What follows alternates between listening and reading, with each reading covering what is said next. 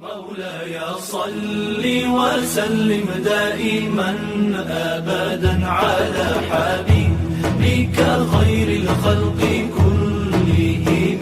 مولاي صل وسلم دائما أبدا على حبيبك. السلام عليكم ورحمة الله وبركاته.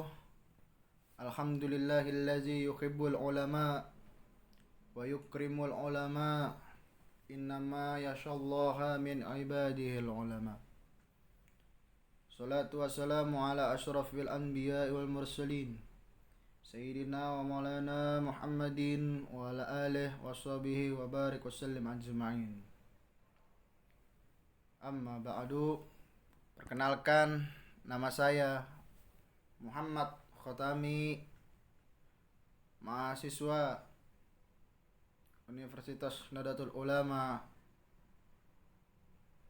jurusan Ahwalus Saksiyah dengan NIM AS 18150040. Tahiyati wa ikhtirami, penghormatan khusus dari lubuk hati kami yang paling dalam kepada Bapak dosen kita Al-Ustadz Nur Ahmad MA.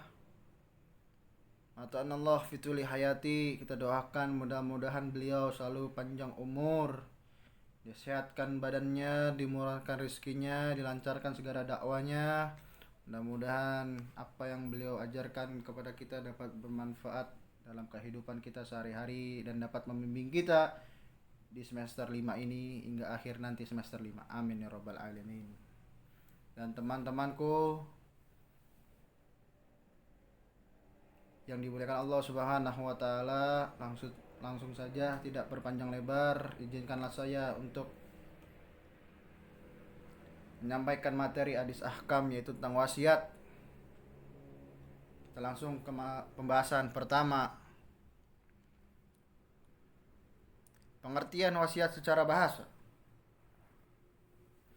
Kata wasiat berasal dari kata wasiatun asya'a usia, yang artinya aku menyampaikan sesuatu, yang juga berarti pesanan. Jadi berwasiat juga diartikan berpesan. Ya, pesan seperti apa? Nanti ada keterangannya. Dalam Al-Qur'anul Karim, ya, kata wasiat juga berada dalam Qur'anul Karim, dan yang seakar dengan itu mempunyai beberapa arti. Di antaranya berarti menetapkan, sebagaimana dalam firman Allah, yaitu surat Al-Baqarah ayat 180 yang berbunyi, a'udzubillahi minasyaitonirrajim, bismillahirrahmanirrahim, kutiba alaikum iza hadara ahadukum al-mautu in tarakal khairan al-wasiyatu lil walidaini wal aqrabina bil ma'ruf haqqan 'alal muttaqin. Yang artinya, diwajibkan atas kamu apabila seorang di antara kamu kedatangan tanda-tanda al-maut, jika ia meninggalkan harta yang banyak, berwasiat untuk ibu dan bapak dan kaum kerabatnya secara ma'ruf. Inilah adalah kewajiban atas orang-orang yang bertakwa. Surat Al-Baqarah ayat 180. Terus selanjutnya yaitu tentang pengertian yang diberikan oleh ahli hukum wasiat, ialah diantaranya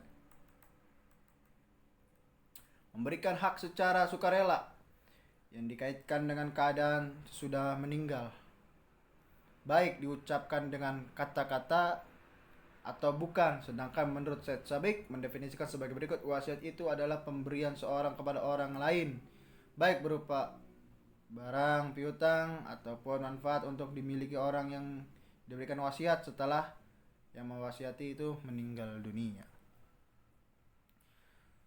Selanjutnya, menurut para fuqaha, wasiat adalah pemberian hak milik secara sukarela yang dilaksanakan setelah pemberinya meninggal dunia.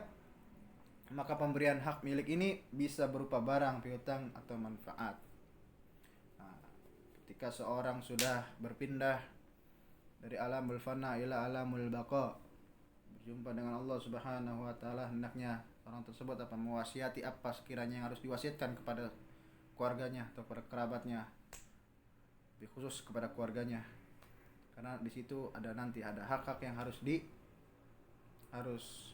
dilaksanakan oleh si pewasiat tersebut. Materi selanjutnya,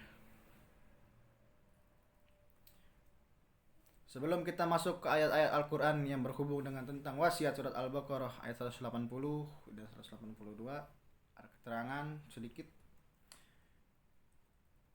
Wasiat juga tidak hanya dikenal dalam sistem ekonomi Islam saja, melainkan sistem hukum barat, misalnya testamen, yakni suatu pernyataan yang dikehendaki kepada seseorang yang akan dilakukan setelah wafat. Wasiat atau testamen ini ialah suatu pernyataan dari seorang tentang apa yang ia kehendaki setelahnya ia meninggal dunia. Pada asasnya, suatu pernyataan atau kemauan terakhir itu adalah keluar dari satu pihak dan setiap waktu dapat ditarik kembali oleh seorang yang membuat penarikan tersebut, boleh secara tegas ataupun secara diam-diam. Menurut Abdurrahim, dalam karangan beliau namanya itu Al-Muhabbadat fil Al-Miras Al-Mukarram, mendefinisikan wasiat adalah tindakan seorang memberikan hak kepada orang lain untuk memiliki suatu baik berupa benda atau yang manfaat secara sukarela dan tidak mengharapkan imbalan. Jadi tidak ada paksaan, tidak ada ancaman, dan tidak mengharapkan imbalan. Tuh, wasiat ini tuh yang pelaksanaannya ditinggalkan setelah peristiwa kematian orang yang berwasiat, kematian orang yang berwasiat. Jadi seperti itu. Kita masuk ke ayat-ayat yang berkaitan dengan wasiat. Di antaranya sudah aku akhir bacakan tadi. Di awal kita bacakan lagi. A'udzubillahi minasyaitonirrajim. Bismillahirrahmanirrahim. Kutiba 'alaikum idza hadara ahadukum al-mautu in tarakal khairan al-wasiyatu lil walidaini wal aqrabina bil ma'ruf haqqan 'alal muttaqin. Al-ayah sampai ayat selanjutnya yang artinya, diwajibkan atas kamu apabila seorang di antara kamu kedatangan tanda-tanda al-maut, yaitu meninggal, jika ia meninggalkan harta yang banyak, berwasiat untuk ibu bapa dan qarib, kerabatnya secara ma'ruf. Ini adalah kewajiban atas orang-orang yang bertakwa. Jelaskan dalam ayat selanjutnya yang artinya, maka barang siapa yang mengubah wasiat itu setelah ia mendengarnya, maka sesungguhnya dosanya adalah bagi orang-orang yang mengubahnya.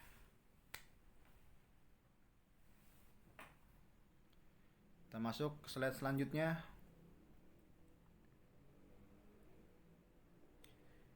Hadis-hadis yang berhubungan dengan wasiat. Ya. Tapi sebelum kita masuk ke dalam hadis-hadis berhubungan dengan wasiat tersebut, ada keterangan dalam Badul Kutub yang pernah saya belajar oleh guru saya, Maulana Al-Imam Al-Habib Abdurrahman Ibni Imam Al-Kutub Al-Muhaddis Al-Ijaz Habib Abdullah bin Abdul Qadir bin Ahmad Bilbagi. Pernah beliau itu menyerangkan di Badul Kutub, kalau tidak salah di kitab Fathul Mu'in, apabila seorang ingin berwasiat, hendaknya sebelum ia ingin wasiat itu harus dicatat dulu wasiatnya, buat jaga-jaga. Apabila sudah diutarakan wasiatnya melalui lisan atau sudah diutarakan oleh melalui keluarganya, tapi untuk jaga-jaga biar wasiat tersebut dapat berjalan dengan baik, hendaknya dicatat. Setelah catat, ditaruh di di bawah bantal tempat yang mewasiatin itu berwasiat, ya, ditaruh di bantal. Faedahnya apa kata beliau itu? Supaya berjaga-jaga untuk tidak lupa, supaya wasiat tersebut dapat berjalan dengan lancar dengan sesuai ketentuan Al-Quran dan hadis. Ada hadis Nabi Muhammad SAW dari Ibnu Umar.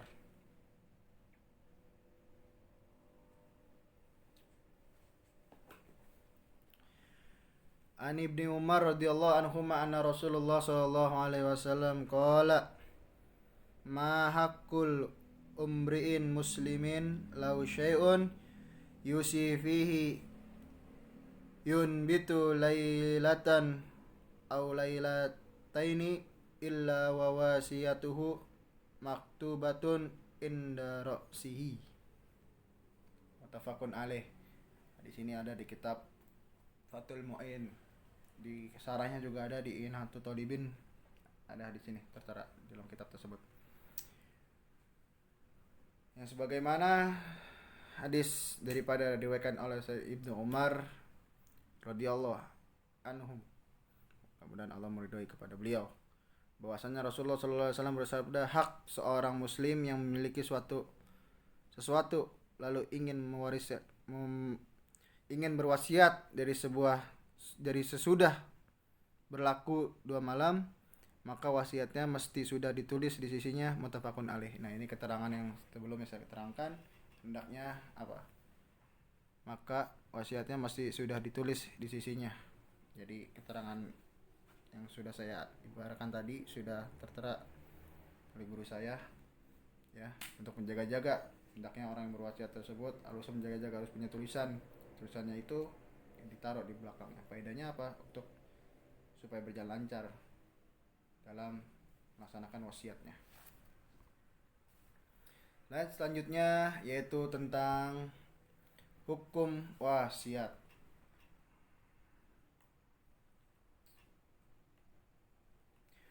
Hukum wasiat menurut daripada Said Sabiq, hukum wasiat itu ada beberapa macam. Ya, menurut beliau itu hukum wasiat itu ada berapa macam. Yang pertama, hukum wasiat itu apa kata beliau? Wajib. Nah, hukum wasiat itu bisa menjadi wajib. Kenapa bisa menjadi wajib kata beliau apa? Wasiat itu bisa menjadi wajib jika manusia mempunyai kewajiban syara yang dikhawatirkan akan disia-siakan bila dia tidak berwasiat, seperti adanya titipan hutang kepada Allah dan hutang kepada manusia. Misalnya dia mempunyai kewajiban zakat yang belum ditunaikan, atau haji yang belum dilaksanakan, atau amanat yang harus disampaikan, atau dia mempunyai hutang yang tidak diketahui selain dirinya, atau dia mempunyai titipan yang tidak dipersaksikan. Nah, hukum tersebut menjadi wajib menurut daripada pendapat Said Sabiq. Ya. Kata beliau lagi apa hukumnya? Hukum selanjutnya bisa menjadi sunnah. Kenapa bisa menjadi sunnah? Bila diperuntukkan bagi kebajikan karib kerabat, orang-orang fakir dan orang-orang yang soleh. Itu menurut beliau. Nah, selanjutnya haram. Kenapa bisa menjadi haram? Wasiat itu bisa menjadi haram jika ia merugikan ahli waris. Wasiat yang maksudnya merugikan ahli waris seperti ini adalah batil sekalipun wasiat itu mencapai sepertiga hartanya. Yang diharamkan juga mewasiatkan khamar, bangun gereja atau tempat-tempat hiburan. Nah, itu yang diharamkan. Selanjutnya masuk ke makruh hukumnya. Kenapa bisa menjadi makruh? Wasiat itu bisa menjadi makruh jika orang yang berwasiat sedikit harta sedangkan dia mempunyai seorang atau banyak ahli waris yang membutuhkan hartanya. Demikian pula dimakruhkan wasiat kepada orang yang fasik jika diketahui atau diduga keras bahwa mereka akan menggunakan harta itu di dalam kefasikan dan kerusakan, maka hukum wasiat tersebut menjadi makruh. Selanjutnya yang terakhir kata beliau itu apa? Bisa menjadi jaiz atau boleh. Kenapa bisa menjadi jaiz? Kata beliau bila ditunjukkan kepada orang yang kaya, baik orang yang diwasiati itu kerabat ataupun orang yang jauh atau yang bukan kerabat. Jadi seperti itu. Kita masuk ke materi selanjutnya, yaitu rukun syarat wasiat. Rukun wasiat. Adapun rukun wasiat itu ada 4 diantaranya. 1. Redaksi wasiat sigotnya. Ya, nanti ada penjelasannya. Yang kedua itu apa? Pemberi wasiat. Ya. Yang selanjutnya penerimaan wasiat. Ya, nanti ada penjelasannya. Yang terakhir itu barang yang diwasiatkan. Ya. Terangan bagaimana redaksi sigot, ya, wasiatnya. Keterangan di sini apa? Tidak ada redaksi khusus untuk wasiat. Jadi wasiat sah diucapkan dengan redaksi bagaimanapun bentuknya yang bisa dianggap menyatakan pemberian hak pemilik secara sukarela, tidak ada paksaan, sesudah meninggalnya si wasiat tersebut. Jadi jika si pemberi wasiat berkata aku mau wasiatkan barang, ya contohnya seperti itu, untuk si fulan, maka ucapan itu sudah menyatakan adanya wasiat. Ya misalnya orang tersebut menyatakan untuk mewasiatkan barang tersebut, misalnya apa gitu untuk si fulan, maka ucapan tersebut sudah menyatakan adanya wasiat tanpa harus disertai tambahan qoyatnya. Sesudah si wasiat yang memberi wasiat itu meninggal. Tetapi jika si pemberi wasiat mengatakan, berikanlah atau kuperuntukkan atau barang ini untuk si fulan, maka tidak mesti diberi tambahan setelah yang memberi wasiat itu meninggal, sebab kata-kata tersebut semuanya tidak menyatakan maksud berwasiat tanpa adanya tambahan kata-kata tersebut. Kedua, pemberi wasiat. Ya, orang yang berwasiat itu harus orang-orang yang waras, berakal. Bagi orang-orang yang gila, ya, atau balik dan mumayyiz, wasiat anak yang berumur 10 tahun penuh diperbolehkan. Jaiz sebab khilafah Umar, ya, pada zaman beliau itu memperbolehkannya. Tentu saja pemberi wasiat itu adalah pemilik barang yang sah hak pemiliknya terhadap orang lain. Said Sabiq mengomongkan bahwa orang lain yang lemah akalnya, dalam kutip ini agak idiot orangnya, orang dungu dan orang yang menderita akibat sakit ayan. Kan kalau orang sakit ayan itu kadang-kadang sadar, kadang-kadang enggak gitu ya. Wasiat tersebut apa mereka diperbolehkan sekiranya mereka mempunyai akal dan pengetahuan apa yang mereka wasiatkan.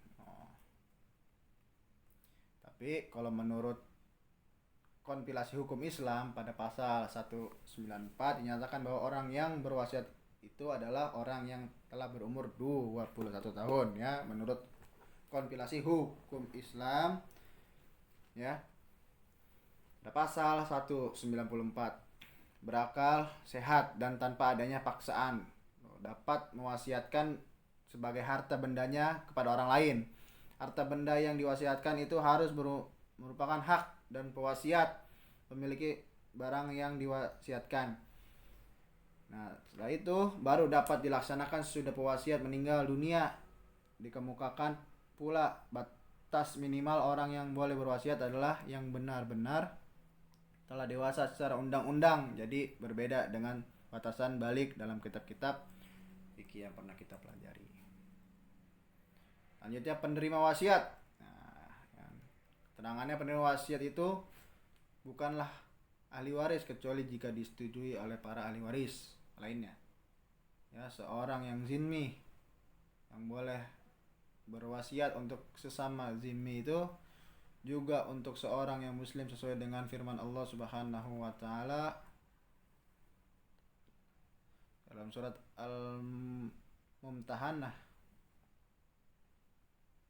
yang artinya Allah tidak melarang kamu untuk berbuat baik dan berlaku adil terhadap orang-orang yang tidak meragukanmu karena agama dan tidak pula mengusir kamu dari negerimu. Sungguhnya Allah menyukai orang-orang yang berlaku adil. Ya, jadi seperti itu. Selanjutnya syarat wasiat. Syarat wasiat perkara yang menjadi syarat boleh dan sahnya wasiat secara syariat Islam adalah sebagai berikut. 1. Syarat benda yang diwasiatkan. 1. Wasiat tidak boleh lebih dari 1/3. Apabila lebih maka untuk kelebihan dari 1/3 harus atas izin ahli waris. Ya, selanjutnya wasiat tidak boleh diberikan pada salah satu ahli waris kecuali atas izin ahli waris lainnya. Selanjutnya boleh berupa benda yang sudah ada ataupun yang belum ada seperti wasiat buah dari pohonnya yang belum berbuah. Itu diperbolehkan. Selanjutnya boleh berupa benda yang sudah diketahui atau tidak diketahui seperti susu dalam perut sapi. Nah, selanjutnya syarat wasiat selanjutnya harta benda yang diwasiatkan harus merupakan hak dari pewasiat. Itulah salah satu syarat wasiat. Ya. Kita masuk ke slide selanjutnya yaitu syarat pewasiat pemberi wasiat al-wasi. Yang pertama akil balik. Yang berakal yang sudah balik. Yang kedua berakal sehat.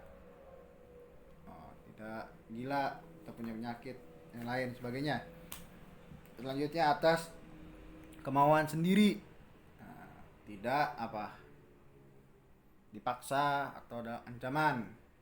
Boleh orang kafir asal yang diwasiatkan perkara yang halal. Ya, boleh orang kafir asalkan yang diwasiatkan perkara halal. Nanti ada keterangannya di sini.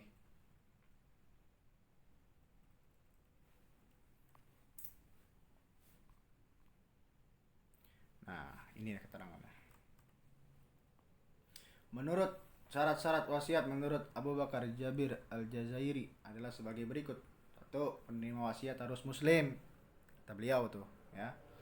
Berakal dewasa sebab non-muslim ya, atau orang yang kafir dikhawatirkan kata beliau menyia-nyiakan wasiat yang diserahkan kepadanya untuk diurusi atau menunaikan hak atau mengurusi anak-anak kecil. 2. Pemberian wasiat harus berakal, bisa membedakan antara kebenaran dengan kebatilan dan memiliki apa yang diwasiatkan. 3. Sesuatu yang diwasiatkan harus berupa sesuatu yang diperbolehkan. Jadi berwasiat pada sesuatu yang diharamkan tidak boleh dilaksanakan. Contohnya seorang mewasiatkan uangnya nih, ada orang nih yang mewasiatkan uangnya nih untuk disumbangkan kepada gereja atau kepada yang suatu yang makruh atau ke tempat hiburan, clubbing dan tempat yang kemaksiatan kepada Allah dan Rasulnya. Ya. Itu tidak boleh. Selanjutnya penerima wasiat disyaratkan menerima dan jika ia menolaknya maka wasiat tidak sah. Kemudian setelah itu ia tidak mempunyai hak di dalamnya. Seperti itu ya. Nyata cukup sampai di sini materi yang insya Allah bermanfaat bagi kita semua, khususnya untuk diri pribadi saya selaku pemateri. Kurang lebihnya saya mohon maaf apabila ada kata-kata yang salah dari ucapan, dari segi penyampaian. Saya minta dibukakan pintu maaf yang sebesar-besarnya kepada teman-teman, terlebih khusus kepada Bapak dosen. Kalau bila ada kata-kata yang benar itu datangnya dari Allah Subhanahu wa taala. Apabila ada kata-kata yang kurang atau yang banyak yang salahnya dalam penyampaian itu dari sifat diri saya selaku makalah hari ini. Kurang lebihnya saya mohon maaf. Unzur man qala wala tanzur man qala. Wallahu muwaffiq ila aqwamit thoriq. Assalamualaikum warahmatullahi wabarakatuh.